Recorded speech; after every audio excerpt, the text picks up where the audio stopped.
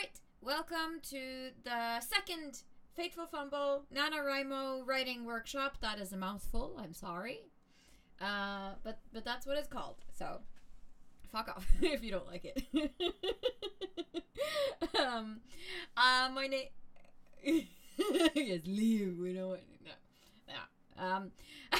Hi, my name is Anita. I play Valeth, the former Circle Mage, and I'm a part of the Castrals group on Fateful Fumble, and I'm also joined by a fellow NaNoWriMo writer today.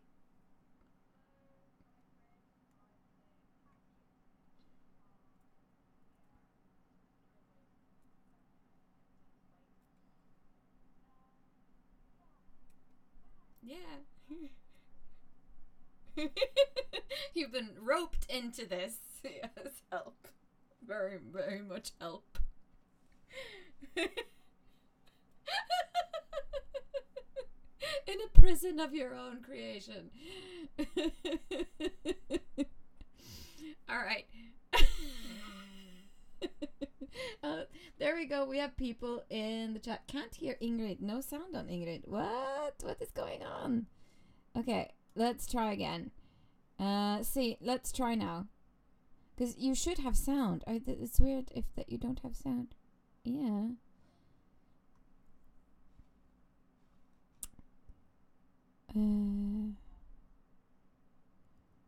I'll try to see if I can add audio input.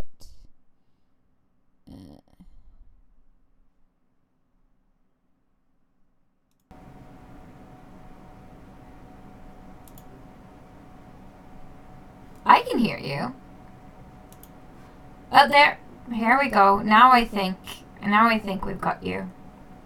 Let us know in the chat if you can hear Ingrid now.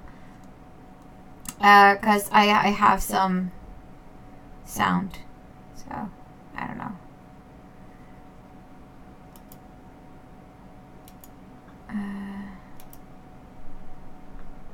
Why is it not working?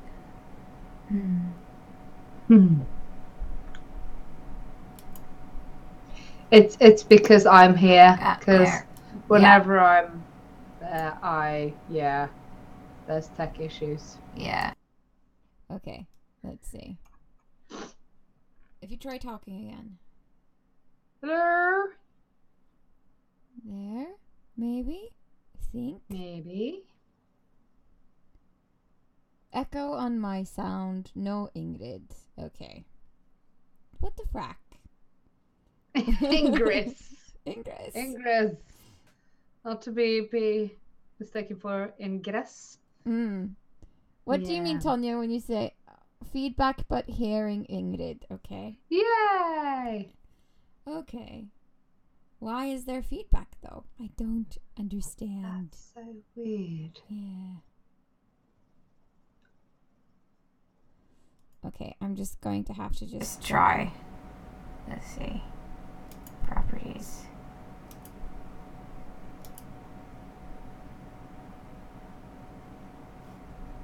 Cancel.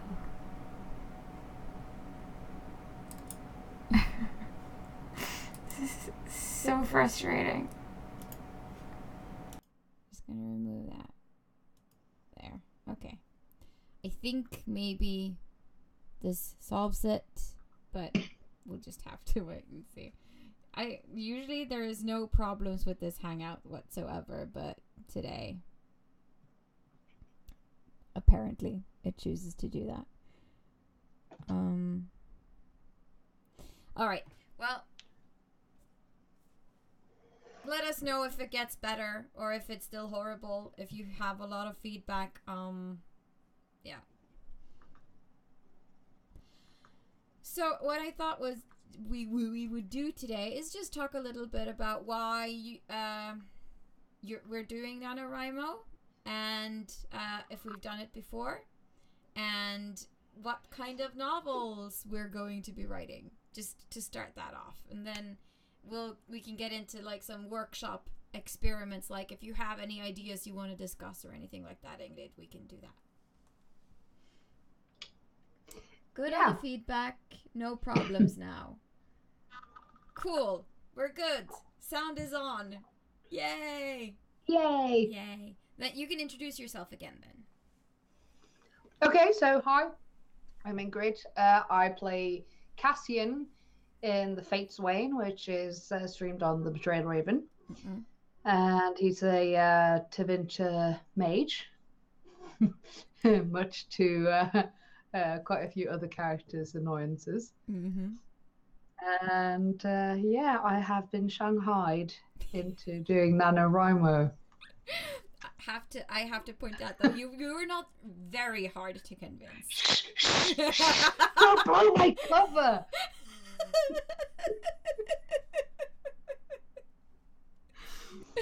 Yeah. Yeah.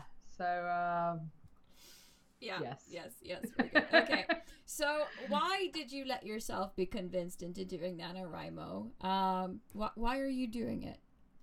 I've never done it before, and I like the concept, and I like having a deadline for stuff when I'm working on stuff, because it means that I get this push to actually do something. Yeah.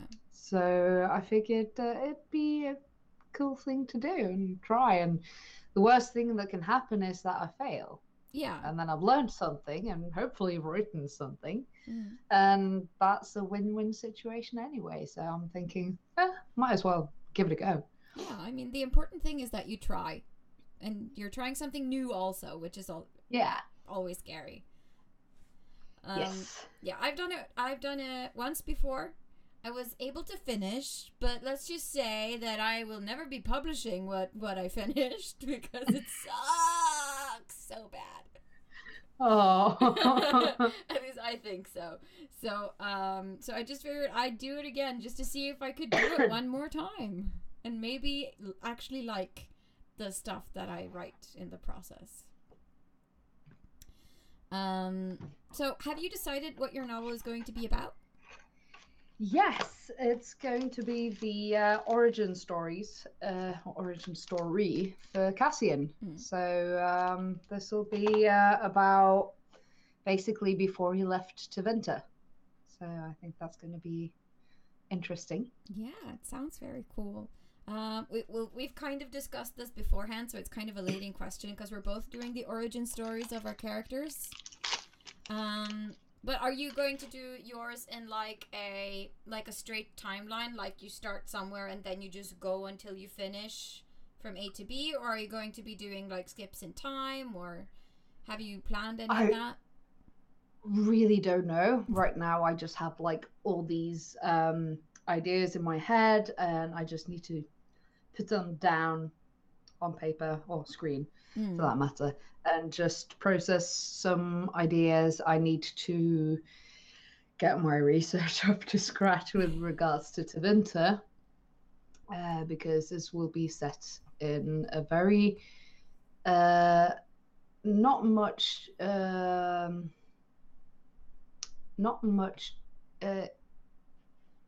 don't know, embellished part of Thedas. We don't really know that much about Tevinter, so I'm going to be taking a lot of artistic liberty, and I'm going to be using some printed press headcanons that have been written on Tumblr, and go from there.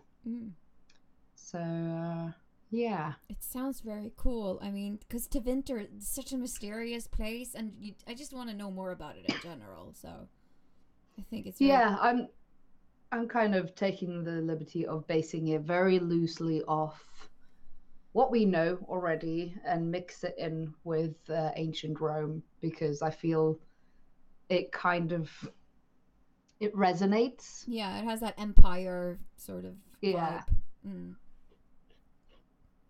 Oh, very cool. I think I'll be doing mine in time skips because I kind of want to base part of the book off of the podcast.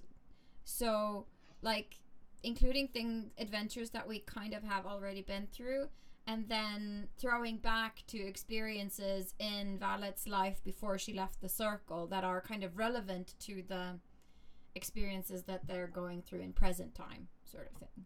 Yeah. I mean, you have the luxury of having a lot of game time already Yes. clocked in with that character, Yeah. whilst Cassian is still quite fresh and Yeah. has only So been it's kind of in two impossible, sessions. impossible for you to Yeah. do that. So Yeah, no, because I kind of had to go back and forth with myself whether or not I wanted to just go chronological or not, and I don't know. It was so hard to decide, and I just had to choose at some point and just start writing. So we'll see where it goes. I might change my mind in the middle of the project for all I know. yeah. Um, and what I'm also a little bit like haven't decided on yet is whether or not, because Tonya actually suggested this to me, that because I prefer doing third person omniscient mostly when I write, but she suggested that the flashbacks or throwbacks into Valet's past could be written in first person, like sort of journal style. Just to set those two timelines apart. So I'm considering that, but that's a cool idea. I think I just need to be very, very concise when I write, so there's a clear divide between the two. Yeah, definitely, because writing in sort of different tense and different POVs is always I mean, it's always a challenge, just, you know, sticking to your current POV and you know, and not mucking that up. And so having two different types of perspectives, that's going to be a challenge, but I think it's going to be a challenge you're definitely up for. Yeah, no, I could I think I can do it. I do. I've never been comfortable writing first person before. Yeah. I feel like it's very demanding. You have to be like, because the language needs to be good. Like, it needs to sound like something that an actual person might write in their journal and not be like stilted or, you know. Yeah. Yeah, no, so we'll see. It might all be third person omniscient. It might be journal style. We will see. But but thanks to Tonya for suggesting it to me. It gave me a lot to think about. I've actually not thought about that at all. And I tend to always write in third person. Sometimes omnipotent and other times just not. But yeah, it would be fun to challenge myself, but I'm feeling that NaNoWriMo itself is challenging myself. I mean, you it's a challenge in and of itself, so it might be a good idea to just not be too ambitious in general. Yeah, that's where I'm going to. Sticking to what I'm comfortable with might be what I'll just do right now. Yeah, because we'll see. Yeah, I mean, writing 5 pages a day is pretty uncomfortable as it is if you're not used to doing that. Yeah. And we're already on the 2nd of November and I've not written a word, so you know. Yeah, no, yesterday was such a full day for us, so I didn't get to write anything. I cheated. I started on the 31st because I knew that yesterday and today were days where I was not going to be able to write at all. So yeah, I took one cheat day. I did. So will you be posting your story somewhere? You know what? I haven't decided. I thought I would actually bring that up here. Like, if people would be interested in, like, reading excerpts from the different chapters that I'm writing. I don't think I'll put entire chapters out, but maybe, unless people really want me to do that and want to read through my unedited crap. So I mean, if the people in the chat would let me know if they want to read it, I'll post it. How do you feel about it? Yeah, I've actually been contemplating whether or not I should post it on AO3, but I'm a little bit because usually when I post stuff on AO3, I work on a chapter to chapter basis or chapter by chapter basis, and I don't give myself a lot of chance to edit, except for the editing that takes place just before I post the chapter. Yeah. So I punch out the chapter and I do editing, and then I post it, and it's efficient, but it's kind of also a little bit of self-sabotage if you suddenly feel like I need to go back and edit this to make this fit, and so I'm a little bit. Yeah, because the point with NaNoWriMo is that you're not supposed to edit. So, I mean, if I put it out, it'll just be like, okay, this is a draft. It's not final. So nothing of this will be edited as we go. If it doesn't make sense, I don't give a fuck. I just need to write. Exactly.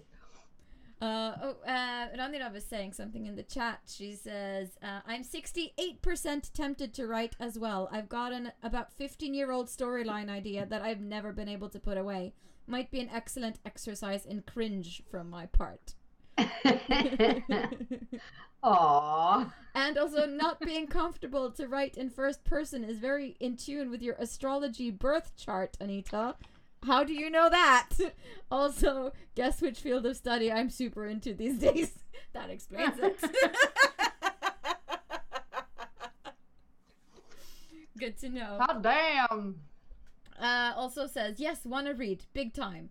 Okay. Well, that's one vote for posting it online. I don't know how, but I'll figure it out if enough people say they want to read it. Okay, so we've covered why we're doing it and what we'll be writing about, and how far along in the process we are. So is there anything in particular, like a subject or idea or just anything that you want to talk about and kind of workshop right now? I'm thinking right now I'm really on a very early stage of my process, so I'm currently just trying to maneuver through all the ideas and potential concepts. So it's kind of, I don't have a lot to work with right now. I know that I know where it's going to be set mainly, and I have a certain idea of the theme, but that's kind of it. So yeah. How about you? Well, it's funny that you should mention theme because I haven't like specifically thought about a theme, but thinking about it now, I kind of still have one, which I'm very thankful for. That's cool. Yeah. Because it's Valet's story is all about finding yourself, like growing up, being very conformist and following the system and the rules and accepting like this is how my life is going to be, and going from being that conformist to becoming, you know, basically an outlaw almost, or becoming an outlaw because she leaves the circle, and then becoming something in between, which is an agent for Divine Justinia. Yeah, so it's kind of that, you know, personal journey and finding yourself. Yeah.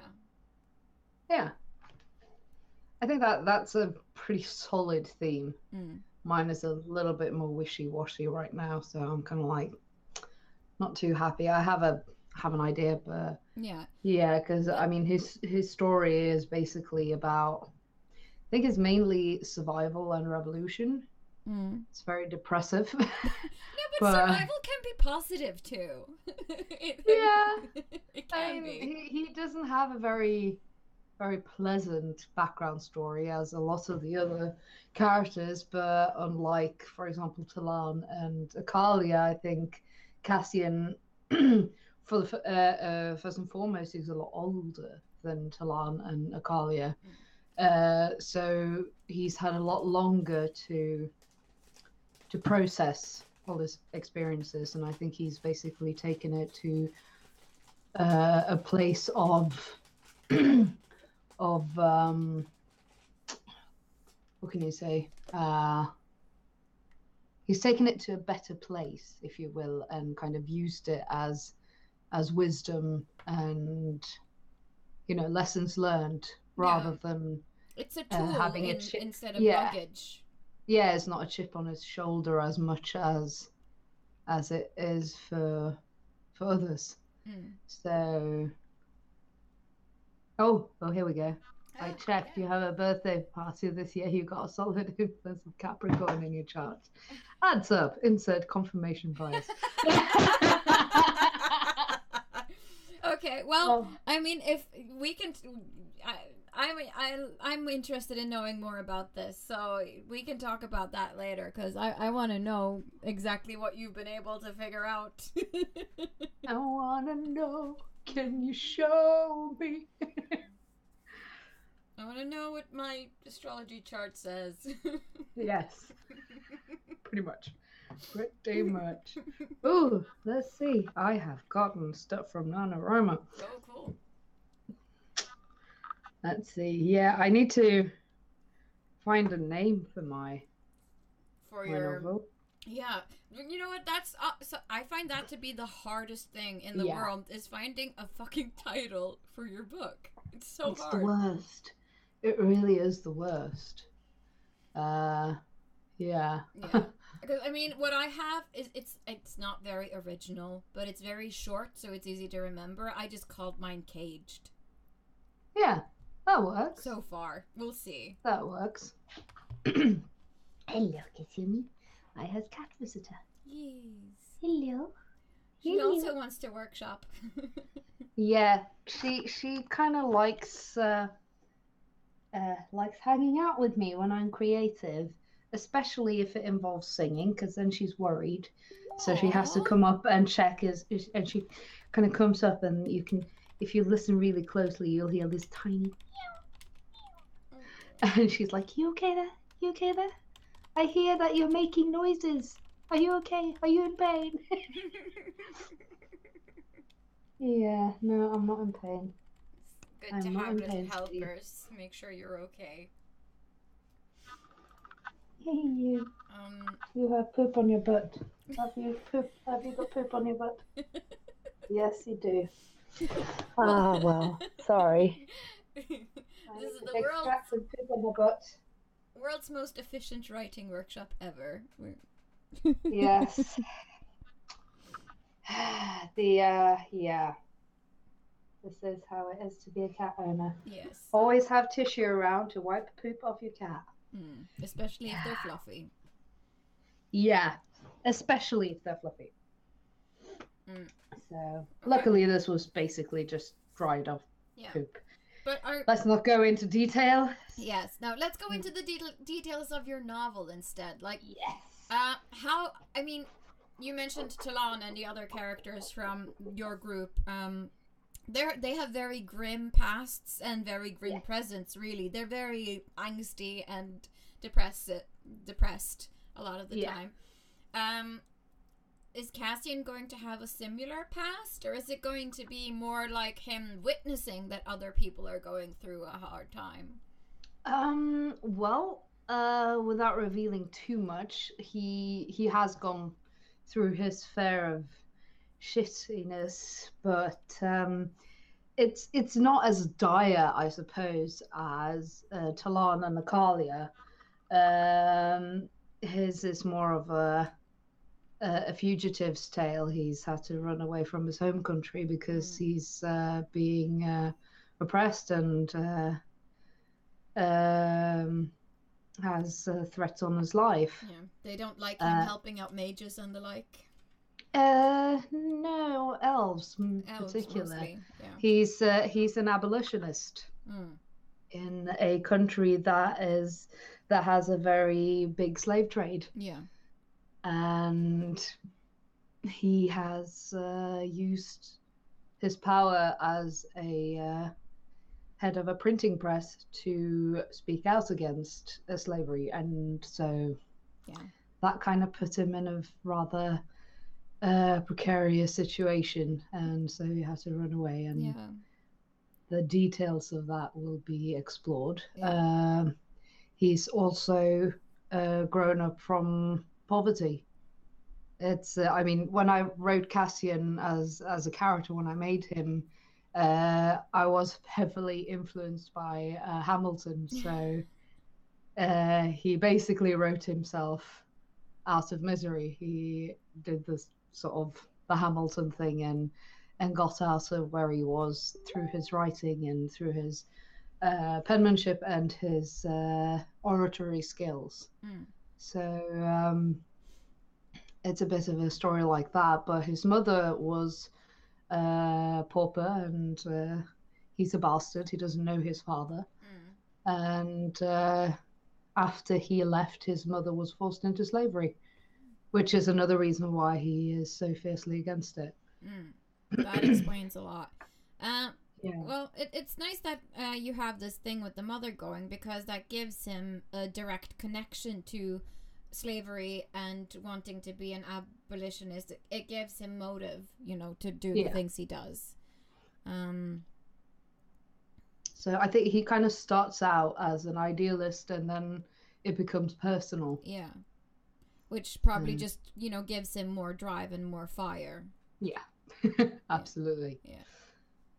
Now, I think that could be a really interesting story. Especially since, because Ness, Tonja's character, seeing as he is an escaped Tevinter slave, we've been thinking and dealing so much with that issue in our games, so it's become like this big subject for our group. I think it is for all the three groups actually. Slavery and Tevinter has been linking all the three groups up indirectly. I think since the beginning, because there's been at least one escaped slave in each of them. Yeah. So that does tie them together. And I think it's something that is very, very interesting. It's a very interesting topic, and it also ties into the whole elven race thing as well, which is well, it's kind of a metaphor for a very important topic now in our own world, which is fugitives and racism and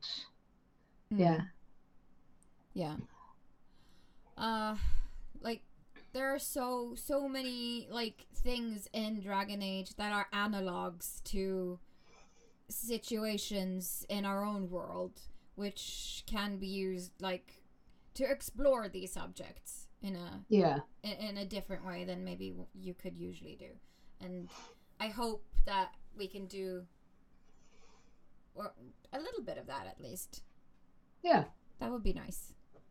For it not to just be a fun fantasy romp, but to have some deeper meaning to it as well. Yeah, definitely. All right. If the people watching have any questions or like any ideas that they would like to pitch or troubleshoot or workshop or just comments to what we've been talking about, just feel free to leave comments in the chat, because we'll be following that. That's kind of a little bit of the point with having a live streamed writing workshop, that we can bounce ideas of each other and just talk about writing. Yep. Yeah. So what I mean, you do write on a regular basis, like a lot of fan fiction and things like that. But what do you find is like the hardest part about writing something? I'm really good at beginnings and endings, and then I'm shit at the bit in between. Yeah. That's basically me. So which kind of describes me as a person with whatever I'm working with. I'm really good at the beginning when I'm kind of like in the creative phase and everything is kind of like bubbling and you got all these ideas and stuff. And then when everyday business sets in, I'm kind of like yeah, whatever. And then when you start heading towards the deadline, then I'm kind of like, oh shit. And I will do just yeah, binge working up until the deadline the last week or so. Yeah, it's kind of like con crunch. Really. Yeah. I'm always working on something the day before a convention, it seems. There's been a few occasions where I haven't because I've taken a bit of a break from cosplay now. So, but yeah, and that kind of repeats itself with whatever I'm doing, any type of project. It's kind of this silhouette of kind of start here and it's like Yeah. It's kind of an M.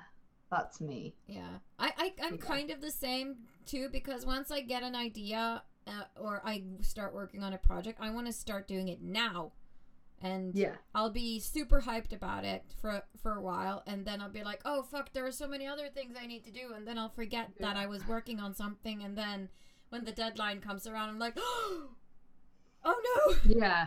Oh. Type like the wind. I found though one good way, at least for my part, to work around that is I need to set certain rules for myself.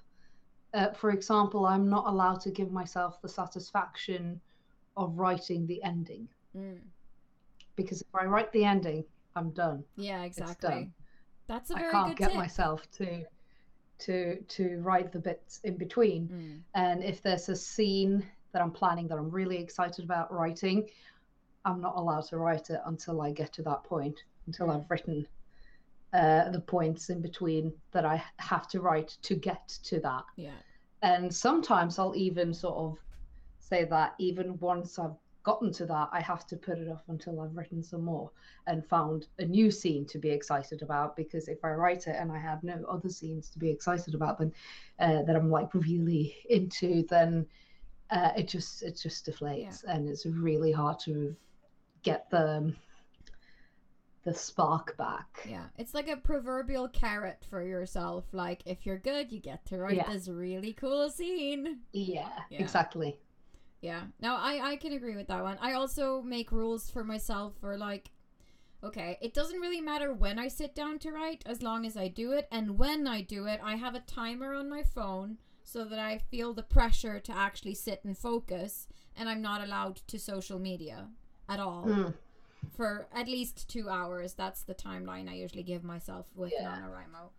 And that helps. I tend to not actually need to sort of put restrictions on social media, because I find myself when I start writing and I'm kind of getting into the moment I get into the flow, I'm just there. I write and nothing else matters, and I'm sat there with my music, and I make tons of playlists, lots of playlists. Spotify is just full of character playlists, which I will put on. I have a Will playlist, I have a Will and Dorian playlist, I have an Emil playlist, I have a Michelle playlist, I'm working on a Makoto playlist. It's just like there's so many playlists. But there lots of people use music when they write as inspiration, and just also as a tool to keep them focused. So if that works, that's really great.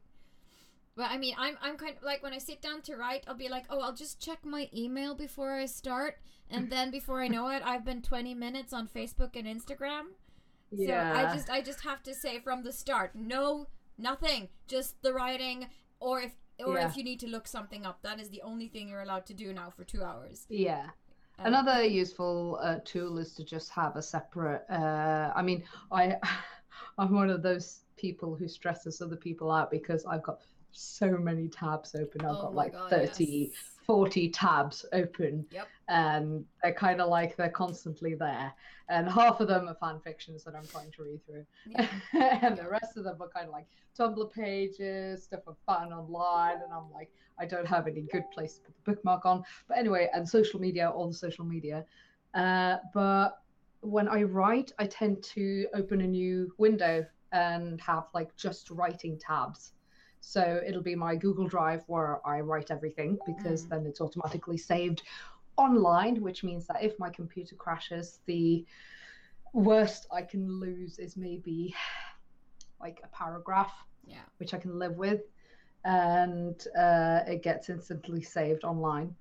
So I'll have my Google Drive up, and then I'll have like the few tabs I need for research and character stuff, and and then I won't have the distractions, because then I'll stay in that window and I'm not allowed to open the other window with all the distracting stuff.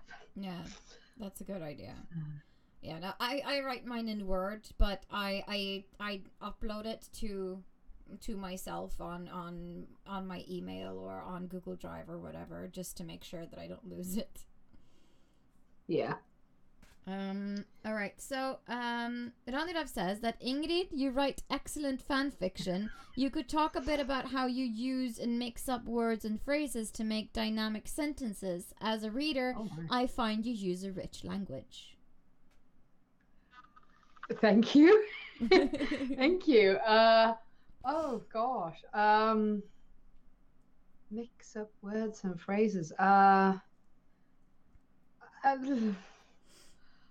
I really don't know how to answer that, because I have certain sets of rules when I write.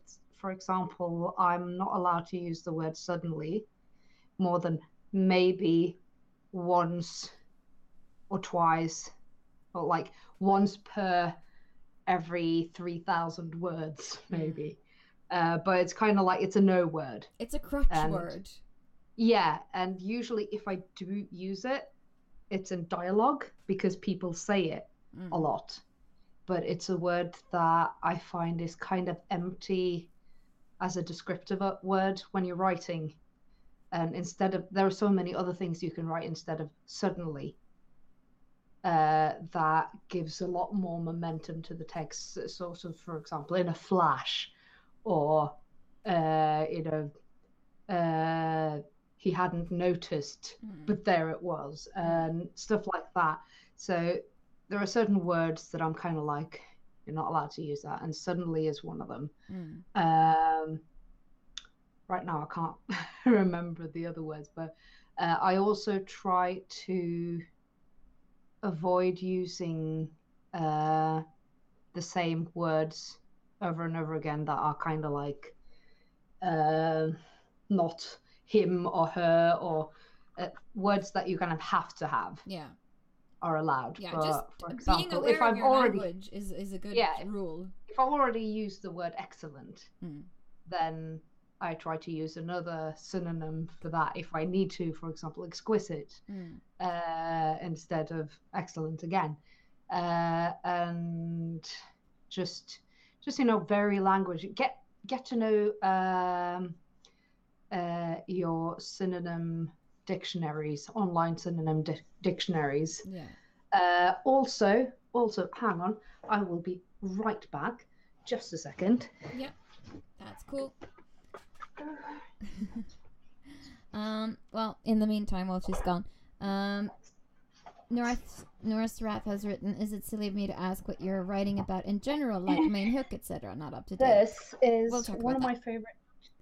This is one of my favorite tools that I got to know through my acting degree, and it has become one of my favorite tools as a writer as well, and it's very, very useful. It's called Actions, which is now obviously mirrored or something, but it's Actions, the actor's thesaurus, and it's basically something that as an actor I use to help me find tactics when I work with a text, because you need to sort of, when you're dissecting lines, you'll want to find specific kind of ways that you say it that is kind of solid with your thought process. So, for example, I implore you, or I threaten. Those are very clear actions that you can deliver a line with. If you say a line and you say it as if you are trying to threaten someone, that comes across very clearly. If you say a line and you're just thinking, I will say it very sadly, then it doesn't say anything about the thought process behind why are you saying it sadly. And so if you have an action like threaten, you immediately are brought about thinking, why am I threatening this person? Why am I trying to threaten this person? And the same go for like, if you try to threaten this person and it doesn't work, then you don't try to threaten them again, because you know that you've already tried that doesn't work. So maybe you'll try to flatter them instead. And stuff like that works really well in writing as well. So it has to do with motivation and motivation. Yeah, exactly. It's very, very entrenched with motivation. So, for example, if we go to F and we find flatter, here we got flatter. It has lots of other words and alternatives to use, which is beguile, butter, cajole, charm, coax, compliment, deceive, humor, and so on and so forth. So it's got lots of synonyms for that type of action, which all have their own little flavor. And that's why I think this is an amazing book, because it allows you to enrich not just the language of your prose, but also the flavor of your characters. So, actions, guys. Good book. Cool. Good advice. And the chat says this is really great advice. You're welcome. I'm glad to help. Norse Wrath says, theory, Ingrid is a bard of nature and hence has the skill word wizard. But it is very fascinating indeed, only knowing the way Ingrid speaks and not her fiction, though. She has very proper language. Thank you. I try to avoid the swear words when I'm online, although I slip up. Well, you're so good. I'm not. I just try to think of Buffy and go fudge, you know. Yeah. Oh, fudge. Oh, fudge. Yeah, that's good. I don't know.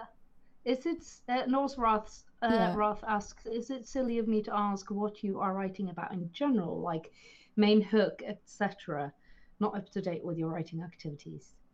Yeah, that's, we've kind of been through that, I think. Yeah, we've kind of covered it earlier in this episode, but long story short, we're writing origin stories for our characters from the RPG live streams / podcasts that we do.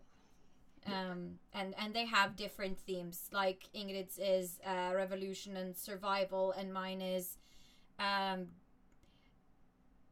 personal growth and conformist versus non-conformist, I guess you could say. Yeah. That works. So there'll be very different stories, but with a very similar starting point, I suppose you could say. Yeah. Foundation. Yeah. Because we're both mages. We're just from very different places in the world of Thedas. Yeah. And quite different mages as well, I would assume. Yeah. I mean, because Valeth is very much like the archetypical scholar, or she used to be before she actually left the tower and started becoming something else. She was very into academia and books and scrolls and knowing everything and being the best at everything. Because that's the one thing she had, where she knew, like, this is where I stand in the world, this is my place, this is what I'm good at. Because she doesn't have any family and she doesn't really have that many friends. And then through everything that happens to her, you know, her harrowing and the rite of annulment that happens in the tower in Origins. She's there for that because she's from the Ferelden Circle Tower. And then it's the Mage Rebellion, and all of these things kind of add up to a point where she's like, you know what? I can't do this anymore. I can't stay in this tower, and I have to make a choice. I can't just, you know, continue living my life like I've been doing up until now. Yeah. Whereas for Cassian, it's a very different story. Yeah. I mean, he didn't want to be a mage. And he was a very late bloomer. So, and he's starting as a bastard in the slums of Menrathos. He got recruited as a runner boy for a printing press, and basically was in one of the gangs that protected the the turfs of their Praeco. Praeco being sort of a town crier who cries out the headlines and tries to sell newspapers or news. And he basically climbed the ranks to becoming a Praeco himself, and then later got taken into the actual printing press. So by the time he was discovering his abilities, he was already in his mid-teens and had seen how you know, poor people who showed magic ability were taken in and changed from, and kind of forgot where they came from because they had been given the opportunity of a new life as magic users. And he didn't want that, and he kind of resented that. So he hid them, and he got quite good at hiding his abilities. And that's kind of also an essential part of him, that he is very weary of magical talent in general, which clashes very hard against the Tevinter culture in general. So yeah, very different. Absolutely. Yeah, I mean, I think I find it very helpful to just sit here and talking about our characters and what they're like, because it gives them like a sense of clarity in my own head. Like, this is what Valeth is all about, and that is what Cassian is all about. Yeah. And, I'm pretty sure it'll help us in, you know, writing the stories and writing about them in general. But as a sideline, on the topic of writing advice, I follow 2 different podcasts about writing. One is called The Story Grid, and is a podcast where you basically follow a guy who's written a book about writing books, and he calls it The Story Grid, where he has like these rules for how you build up a novel, like structurally. And this other guy writes a novel following the rules of the story grid, and then they discuss it on the podcast. Okay, so this is what you did wrong, this is what you did really great, this is things I would change, that kind of thing. So it's interesting. It can be a little dry sometimes, but if you're interested in writing, it's a good podcast to follow. And another one is called Archivos. It used to be called the Roundtable Podcast, but they changed the name. And it's basically a podcast where they bring on one published author, 2 hosts, and an unpublished author who's going to pitch a book for these 3 hosts. And then they all go like in a roundtable discussion and talk about, oh, okay, so what are your thoughts for this? And oh, I have an idea. What if you did this with your plot? How would that work? And it's really inspiring because it really gets your creativity going when you listen to all of these people like creatively just sharing ideas about someone's story. So I can really recommend those if people just need some inspiration, or if they just want to, get more information on the craft of writing. I find it very enjoyable. But then again, That sounds pretty cool. Yeah, I'm a podcast addict though, so I'll listen to pretty much anything. That's kind of like me with fanfic, to be honest. I devour fanfic. It's like, if it's got fluff and angst, I'm all aboard. Magic Sucker words. for fluff and angst. Fluff and angst are magic words. Yes. I like it when people are unhappy and then things turn out well in the end. Yeah. Oh yeah, one of the best writing advice that I ever got from the podcast that I've been listening to is show, don't tell. Yeah. Which basically means if you can tell your story to the audience through action rather than info dumping, always do actions or because it's not fun to just read someone having a long monologue on and this is how magic works in this world. It's better to have it shown in actions and scenes and scenarios instead, which I find it's very helpful because I have a tendency to get very wordy a lot of the time. Yeah. I have a nasty habit of constructing excessively long sentences. Yes. It's a really bad habit of mine. I am also an avid user of the comma. Yep, me too. Because I write long sentences, you need the commas because they're a breath. Yeah.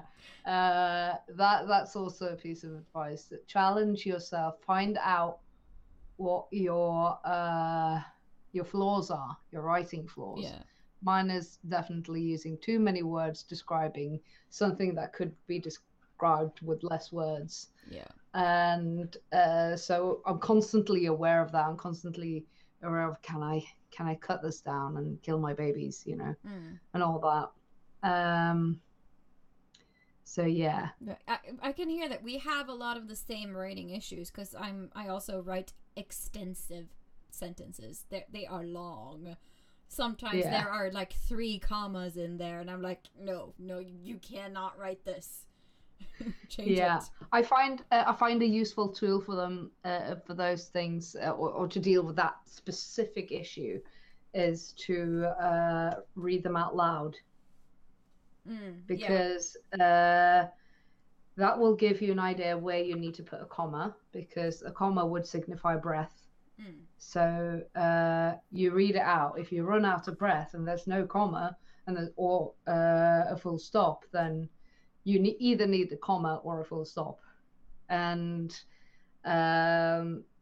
if there's too many commas, a lot of the time the meaning can very quickly get muddled up. So yeah. Reading out loud is a good idea. It is. I did that the last time I wrote a book. Every time I felt like, okay, I'm stuck. Is this any good or is it just trash? I would read it out loud. Yeah. I also find action sequences to be really, really challenging. And there's a lot of physical stuff going on at the same time. And you're trying to describe physical actions that are more than just an arm being lifted. Fight scenes, for example. Fight scenes so are hard. murder. So hard. I once wrote a car chase scene, and it is one of the most difficult things I've ever written, because there's the protagonist is basically manages to climb from the back doors of a van up on the roof, and then gets tossed around on the roof, rolling down from the roof, gripping the rails on top of the roof, throwing herself in through the window, smashing it with her legs, and then out. And it's just lots of stuff like that, really action movie sequence. And it was exhausting just trying to keep track of how the body works and how the movements would work, how the body would interact with a moving vehicle, where would it get tossed around, and You know, that stuff like that is exhausting. Yeah, there's so much to think about. Like, Yeah. I mean, I'm opening my novel with like a short lead up and then a sword fight. And I'm like, Yeah. I don't know how to fight with a sword. Like, I just need to find a way to bullshit my way through a sword and dagger shield fight, you know? So you know, you don't end up using technical terms. You just say stuff like, okay, so this guy lunges at this guy, and what does he do? Does he block it? Does he get hit? What happens? And it just has to be feel believable and dynamic, and it's a challenge. Let's see. Robin in the chat says, love all the advice and fun you guys have. And Ranirav also says, info dumping, commas, and absurdly long sentences are my Achilles heels as well. Great advice. I'm glad we're not alone. Yes, we're not alone. That's very good to hear. So we've been going for like almost an hour now. Wow. Yeah, time flies when you're having fun. Boy, can we bullshit. Oh yeah. All night long. So what I'm thinking is that we can probably start wrapping it up, but maybe we should discuss like any goals to set for ourselves till Monday when we do our next live stream. Yes. I think that's a good idea, because then we'll have a timeline and something to work towards. Yeah. Yeah. I think for my part, my goal will be to have kind of a skeleton idea of sort of the narrative and the narrative curve of the story, and have a little bit more of an idea of the scope of the timeline, and whether or not everything will be in the same tense, or if I will be sort of dipping in and out of time periods and stuff. So basically getting a more concrete clarification of how this is going to work. Yeah, that's a good goal to set for oneself, I think. I think maybe my thing will have to be to decide if I'm going to be switching between first person and third person, or if I'm going to just keep all in third person, and just switch the tense basically, like from present to past, and then just try to keep that word count going. Yeah, I'd like to have, you know, at least 1,000 words written down would be nice. Yeah, it's a start. All things considering. Yeah, when we log off now, I'm just going to sit down and write for like an hour and a half, maybe two, just because I haven't gotten to write anything today at all. Yeah. To be fair, I also have a fanfic chapter that I need to get out. So I'm gonna be writing chapter, I think it's 14 of fanfic of mine, and then writing stuff for this. It could kind of count as your word count for NaNoWriMo, because I mean it is creative writing. Maybe. Nah, I'd feel like I'd be cheating. Yeah, it would probably feel fair. like that. So, but yeah, I've been having to put it off because of Euro Cosplay and the Norwegian Cosplay Association. So I've not had any chance to write anything, and I'm kind of geared up to get it written now, because I know exactly where this chapter is going, and it's just a matter of sitting down and actually writing it. So. And I know that there are some people online on Tumblr who've been asking when the next chapter is coming out, and that is so incredibly nice. And so I feel like I can't disappoint them and let them down. It's rewarding when people are like into stuff. Yeah, it is. It really is. It really is. And I mean, every time I get a comment, I'm kind of like, hey, people are actually reading my stuff. So it's the best feeling. It really is. Okay, well, I think that'll be it for today then. Yep. Yeah, I been an hour now. Yeah, it's been an hour. I think we're good. 1 hour is a good limit to have on these conversations, I feel. Yeah. I think so. So, I'll just say thank you to everyone who's been watching and commenting in the chat. We will be keeping you updated on our progress as best we can, I guess. And we'll be back on Monday at 8 o'clock, most likely, for another writing workshop session. So join us on Monday at 8. And yeah, thanks for watching. Bye. Bye.